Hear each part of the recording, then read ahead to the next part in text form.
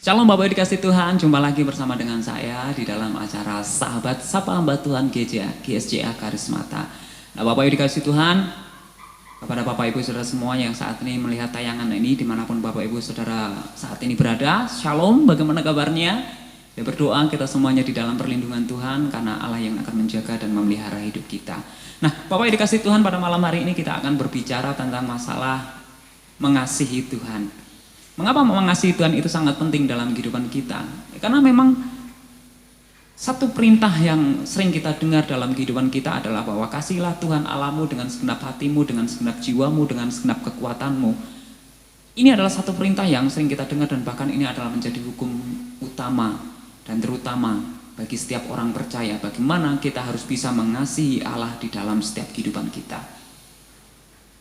Lantas yang menarik adalah ketika kita dalam situasi kondisi yang seperti sekarang ini, kita tahu sekarang bahwa saat ini kita berada di tengah-tengah pandemi COVID-19 dan kadang kita bertanya-tanya dalam hidup kita, kenapa Tuhan izinkan hal ini terjadi dan sampai kapan Tuhan akan selesaikan pandemi ini? Karena sampai sekarang pun kita belum bisa melihat kapan pandemi ini akan berakhir Bapak Ibu. Ketika kemarin sempat turun, sekarang naik lagi, turun, naik lagi, dan bahkan sekarang naik drastis. Dan kita ada di tengah-tengah kondisi di mana kita mengalami pembatasan secara mikro, di mana semua aktivitas kita dibatasi, kita disuruh berdiam di dalam rumah. Tentu kita berpikir bahwa Tuhan, kenapa keadaan sulit ini terjadi dalam kehidupan kami, dalam kehidupan saya. Dan pertanyaan itu akan muncul dalam hidup kita. Apakah kita masih tetap bisa mengasihi Tuhan ketika kita dalam keadaan seperti ini? Bapak dikasih Tuhan, berkaitan tentang pertanyaan apakah engkau mengasihiku? Pertanyaan ini lahir dari satu buah percakapan antara Tuhan Yesus dengan Rasul Petrus. Kita lihat di dalam Yohanes 21, di mana saat itu ketika Petrus dan juga rekan-rekannya mereka kembali ke pekerjaan lama mereka yaitu sebagai nelayan. Dan ketika mereka semalam-malaman telah mencari ikan tetapi tidak mendapatkan apa-apapun, ketika pagi hari ketika mereka mau pulang, seseorang berdiri di tepi pantai dan berkata kepada mereka, tebarkanlah jalamu. Akhirnya Petrus melakukan apa yang dikatakan orang itu, sehingga akhirnya satu mujizat pun terjadi bahwa jala itu penuh dengan ikan dan bahkan sampai hampir koyak. Dan di saat Petrus melihat hal itu, dia menyadari bahwa orang yang berdiri di tepi pantai itu adalah Yesus. Tuhan Yesus, sehingga akhirnya mereka ke tepi pantai dan ketika sampai di tepi pantai Yesus sudah menyiapkan sarapan bagi mereka. Tuhan Yesus mengajak mereka sarapan dan selesai sarapan inilah satu kejadian yang menarik terjadi. Ketika saat itu Yesus berkata kepada Simon Petrus seperti yang tertulis di dalam Yohanes 21 ayat 15. Sesudah sarapan Yesus berkata kepada Simon Petrus, Simon anak Yohanes, apakah engkau mengasihi aku lebih daripada mereka ini? Jawab Petrus kepadanya, benar Tuhan, engkau tahu bahwa aku mengasihi engkau. Kata Yesus kepadanya, gembalakanlah domba-dombaku. Ketika Yesus selesai memberi mereka sarapan, kemudian Yesus menghampiri Simon dan bertanya, Simon anak Yohanes, apakah engkau mengasihiku?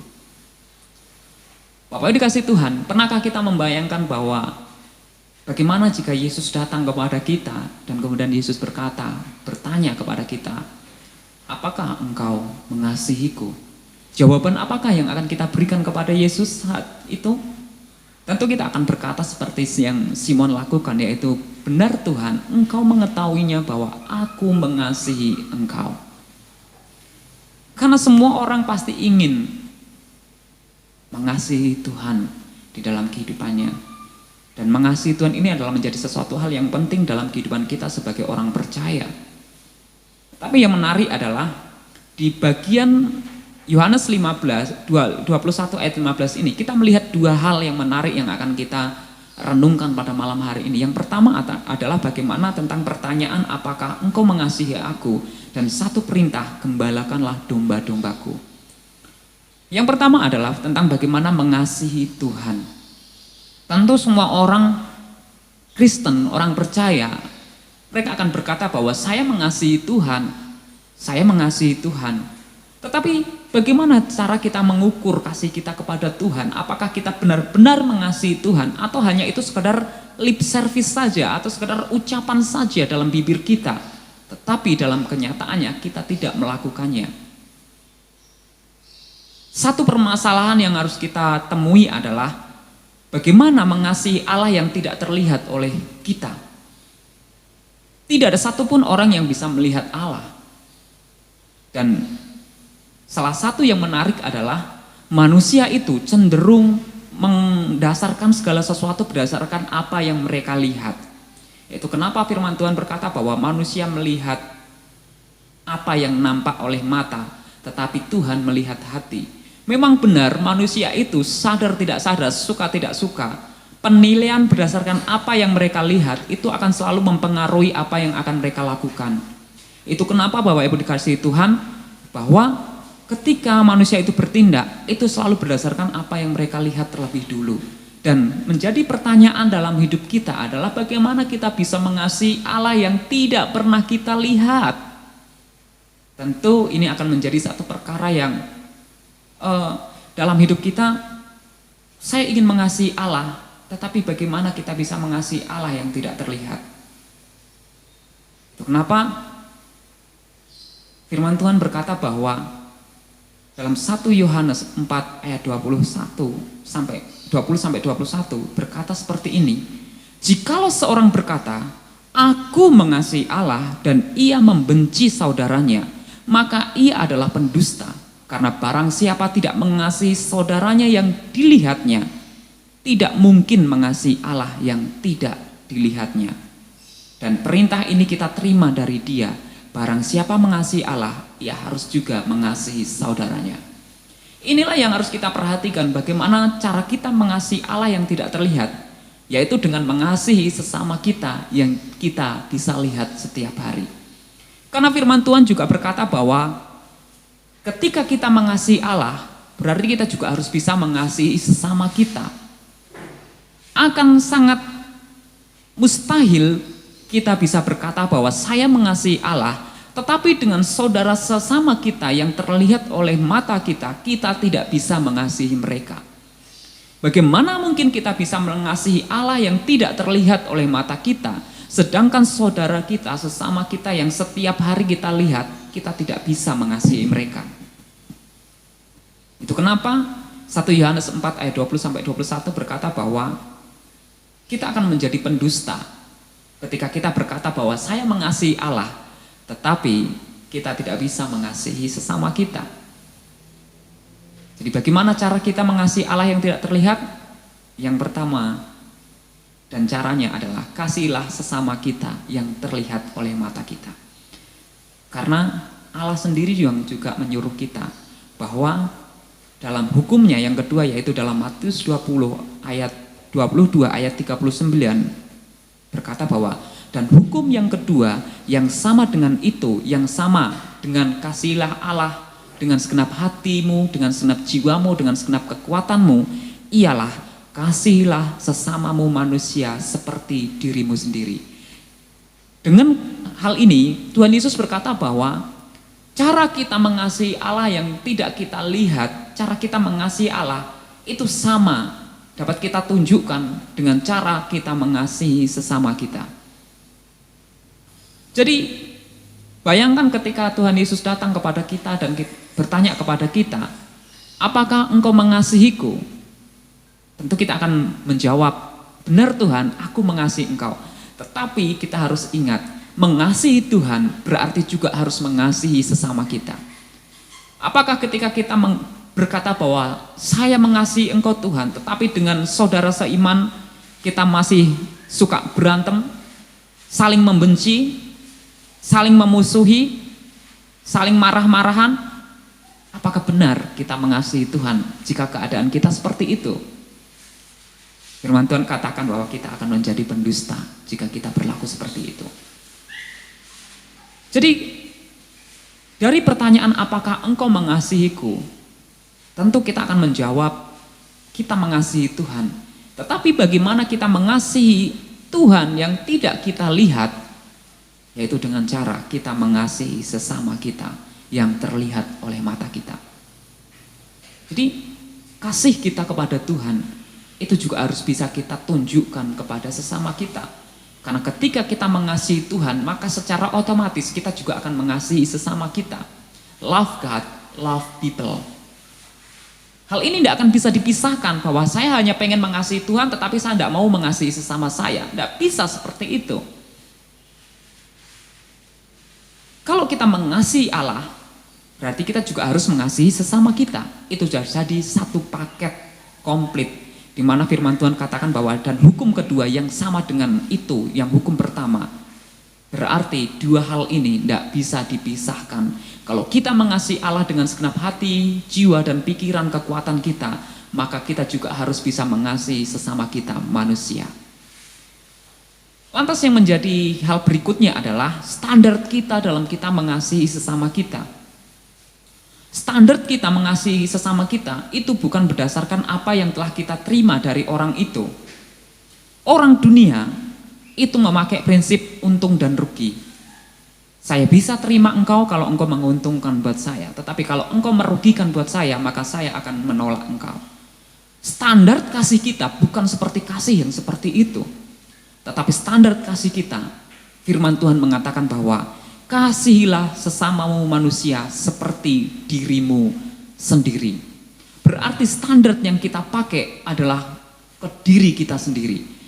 Bagaimana kita ingin diterima, bagaimana kita ingin dikasihi, dan bagaimana kita ingin ditolong, dan bagaimana orang lain ingin memperlakukan diri kita, dengan cara yang demikian jugalah kita akan memperlakukan orang lain, sesama kita. Jadi standar yang Tuhan tetapkan untuk kita mengasihi sesama kita adalah sebagaimana kita mengasihi diri kita sendiri.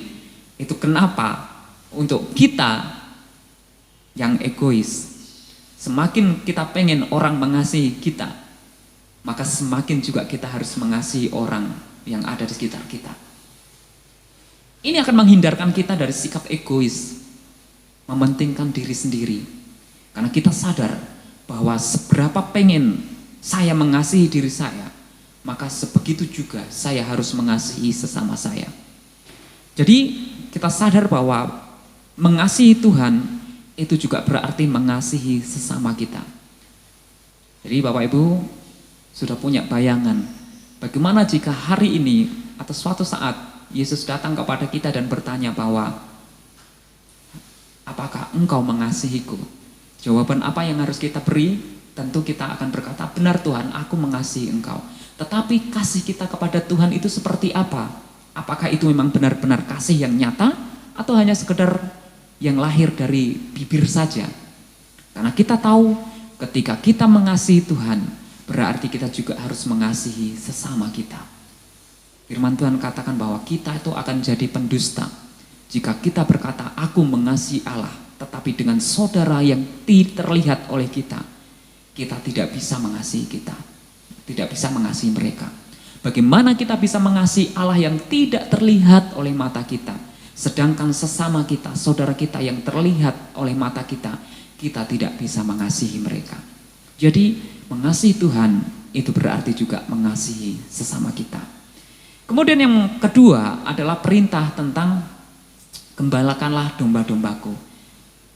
3 kali Yesus bertanya kepada Petrus, apakah engkau mengasihiku? Dan 3 kali juga Petrus menjawab bahwa benar Tuhan, aku mengasihi engkau. Dan 3 kali juga Tuhan berkata bahwa gembalakanlah domba-dombaku. Perintah ini lahir dari jawaban yang Petrus berikan. Kalau engkau mengasihi aku, gembalakanlah domba-dombaku. Jadi bisa disimpulkan seperti itu. Berarti ketika kita mengasihi Tuhan, ada tugas tanggung jawab yang harus kita terima juga dalam kehidupan kita, yaitu gembalakanlah domba-dombanya Tuhan. Pada zaman dulu, pada zaman Yesus dan juga pada zaman Perjanjian Lama, tugas gembala adalah merawat kawanan domba, memperhatikan, menjaga dari binatang buas, dan menuntun mereka mencari makanan dan minuman. Itu kenapa Daud melukiskan bahwa Allah adalah gembalaku yang baik bagi dirinya dan juga umatnya, di mana Daud menerangkan bahwa ia membimbingku ke jalan yang benar, ia menuntunku ke padang rumput yang hijau dan ke air yang tenang. Karena itu yang dilakukan gembala lazimnya pada zaman itu. Jadi ketika Tuhan Yesus berkata kepada Petrus, gembalakanlah domba-dombaku, maka Petrus pun bisa mengerti tugas seperti seorang gembala itu seperti apa. Bahkan di dalam Yohanes 10 ayat 11, Yesus berkata bahwa akulah gembala yang baik. Gembala yang baik memberikan nyawanya bagi domba-dombanya. Sepanjang perjalanan 3 tahun Petrus ini bersama-sama dengan Yesus, pasti Petrus juga mempelajari banyak hal. Apa yang Yesus suka lakukan dan bagaimana Yesus inginkan. Bagaimana pikiran Yesus kepada orang-orang sekitar dan apa saja yang Yesus perbuat. Ketika Yesus berkata bahwa akulah gembala yang baik, berarti Petrus sudah mempunyai gambaran seorang gembala itu seperti apa. Karena ketika dia melihat hidup Yesus, ketika dia bersama-sama dengan Yesus kurang lebih 3 tahun lamanya, Petrus banyak mempelajari apa dan bagaimana yang Yesus lakukan. Jadi ketika Yesus berkata bahwa akulah gembala yang baik, maka Petrus sudah punya role model seorang gembala yang baik. Dan ketika di dalam peristiwa, ketika Yesus bertanya apakah engkau mengasihiku kepada Petrus, dan ketika Petrus menjawab bahwa benar Tuhan, aku mengasihi engkau, Yesus memberikan satu perintah, gembalakanlah domba-dombaku. Nah, yang menjadi pertanyaannya dalam setiap kehidupan kita adalah, perintah ini untuk siapa? Kadang-kala kita berpikir bahwa menggembalakan domba-dombanya Tuhan itu adanya, itu tugas hamba Tuhan lah, orang yang memang benar-benar sekolah di perguruan, di sekolah teologi atau orang yang benar-benar komit untuk melayani Tuhan, ya mereka yang memimpin gereja, mereka yang akan jadi gembala. Saya kan jemaat biasa, saya enggak cocok untuk jadi gembala. Apakah benar seperti itu Bapak Ibu? Perintah ini diberikan kepada setiap orang yang mengaku bahwa dia mengasihi Tuhan. Jadi kalau Bapak Ibu, ketika misalnya Tuhan Yesus menjawab, apakah engkau mengasihiku? Dan kemudian Bapak Ibu menjawab bahwa benar Tuhan, aku mengasihi engkau. Berarti perintah tugas tanggung jawab ini juga berlaku bagi kita semua yang mengasihi Dia. Menjadi gembala itu tidak harus menjadi pemimpin gereja. Menjadi gembala itu tidak harus sekolah teologi dulu. Memang benar, jabatan sekarang yang namanya gembala itu adalah orang-orang yang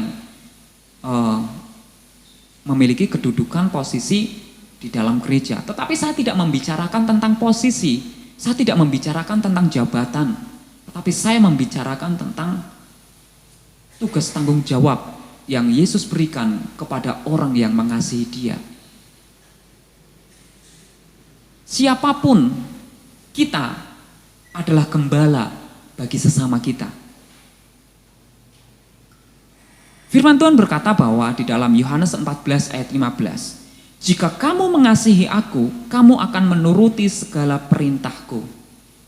Berarti ketika kita mengasihi Tuhan, maka kita juga harus menuruti perintah Tuhan. Dan berarti juga tugas tanggung jawab sebagai gembala itu juga harus kita lakukan.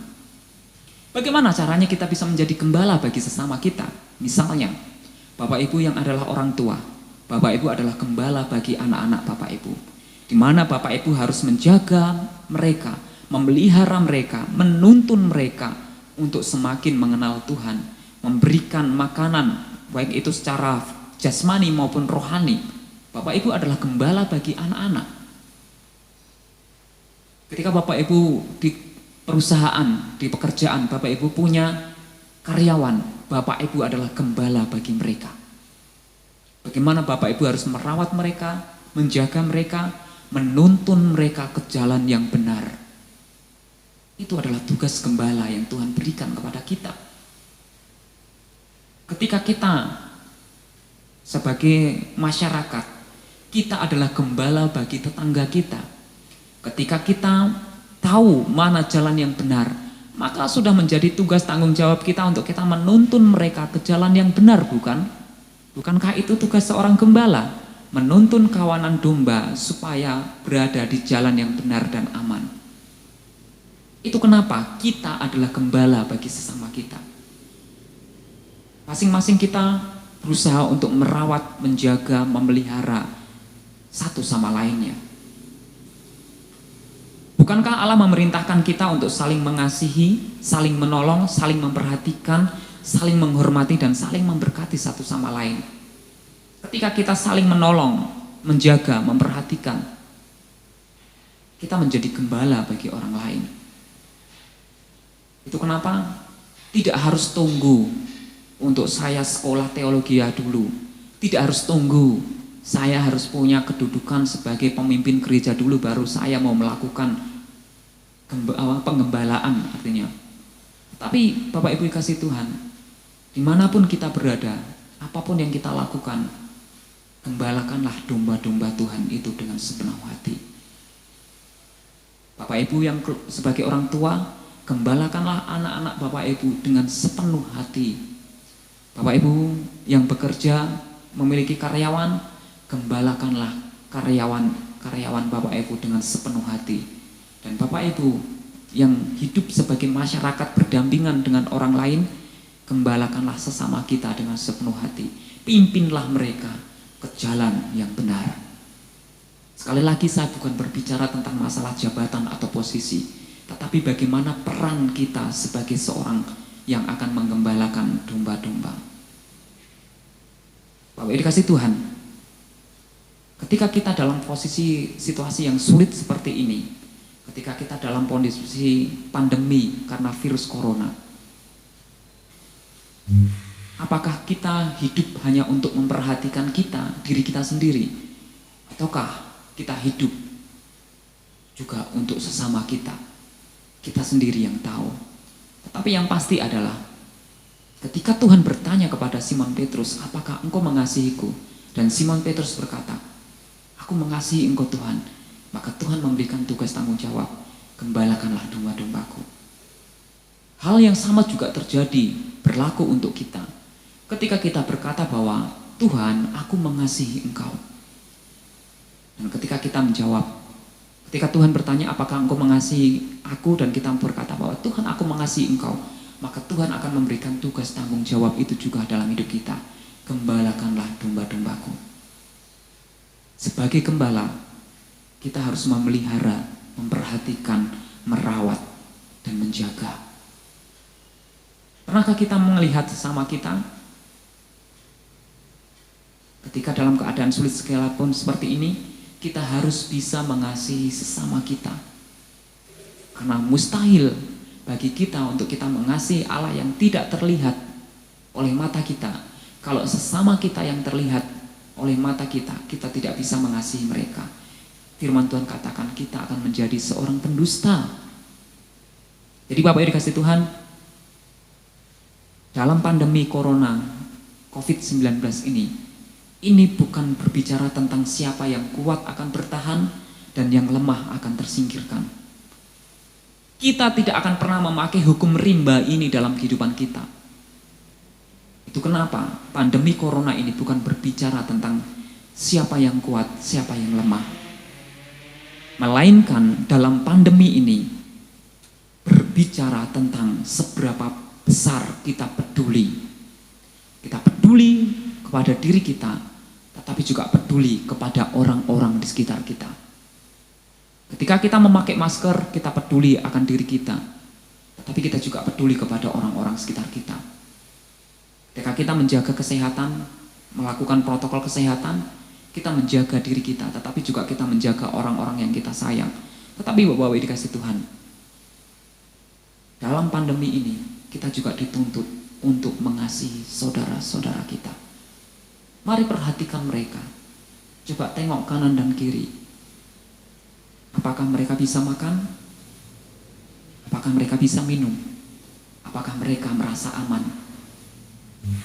Tugas seorang gembala adalah memelihara, menjaga supaya mereka tetap aman dan menuntun mereka supaya mereka bisa makan dan minum. Mari kita lakukan tugas ini dengan sepenuh hati. Ketika kita dalam situasi-situasi yang sulit seperti ini, mari jangan kita hanya terfokus kepada diri kita, tetapi kita juga fokus kepada sesama yang ada di sekitar kita. Karena ketika kita mengasihi Tuhan, itu berarti kita juga harus mengasihi sesama kita. Tuhan Yesus memberkati. Mari kita berdoa. Bapak, kami bersyukur untuk firman Tuhan yang boleh kami renungkan pada hari ini. Kami belajar satu hal, bahwa ketika kami mengasihi Engkau, maka kami juga harus bisa mengasihi sesama kami. Ajar kepada kami Tuhan, untuk kami bisa menjadi gembala bagi sesama kami. Kami menjaga mereka, kami merawat mereka, kami memelihara mereka, dan kami memperhatikan setiap kehidupan sesama kami. Tuhan, berikan kepada kami kekuatan untuk kami bisa mengerti, memahami hikmat yang daripada Tuhan, supaya kami bisa mengerti firman Tuhan, dan kekuatan untuk kami bisa melakukannya dalam setiap kehidupan kami sehari-hari. Terima kasih Tuhan. Kami mau serahkan semua ke dalam tangan-Mu, biar akhirnya Tuhan Kau yang akan jaga dan lindungi kami di tengah-tengah keadaan yang sulit ini, supaya kasih kami kepada Engkau tidak pudar, dan kasih kami kepada sesama kami bisa terlihat. Terpujilah nama-Mu Tuhan. Di dalam nama Tuhan Yesus kami bersyukur dan berdoa. Haleluya. Amin.